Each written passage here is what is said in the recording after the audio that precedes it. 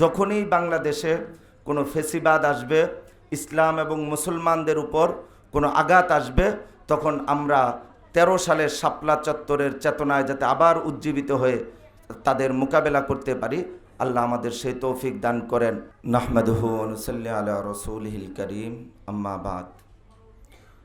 আউযু বিল্লাহি মিনাশ শাইতানির রাজীম, বিসমিল্লাহির রহমানির রহিম। ইয়া আইয়ুহাল্লাযীনা আমানুস্তাঈনু বিস-সাবরি ওয়াস-সালাহ ইন্নাল্লাহা মা'আস-সাবিরিন।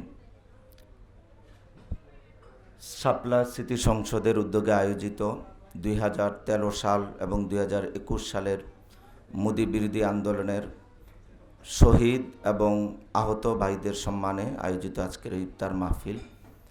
ইফতার মাহফিলে আমাদের মাঝে আজকে এসে উপস্থিত হবেন আমাদের সকলের অত্যন্ত শ্রদ্ধাভাজন প্রিয় ব্যক্তিত্ব মাওলানা মামুনুল হক সাহেব, এবং অনেক অতিথিগণ আসবেন, মেহমানগণ আসবেন। ইনশাআল্লাহ ওনারা আসার পর আলোচনা করবেন। তো আমি আপনাদের সামনে খুব লম্বাচড়া কথা বলার মতো সুযোগ নাই, তবে আজকে আপনারা যারা এখানে আসছেন, আপনারা আমাদের কাছে অত্যন্ত সম্মানিত এবং শ্রদ্ধাভাজন।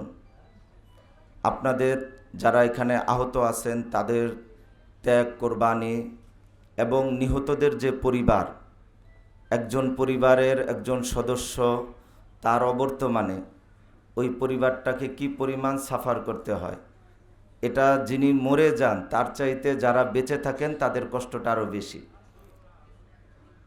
যিনি মরে যান উনি তো শাহাদাতের মর্যাদা হাসিল করলেন, উনি অবশ্যই জান্নাতে চলে যাবেন। কিন্তু যারা আমরা বেঁচে থাকি, পরিবারের একজন কর্মক্ষম ব্যক্তি, পরিবারের একজন দায়িত্বশীলের অবর্তমানে ওই পরিবারটা চলা তাদের জন্য অনেক কঠিন হয়।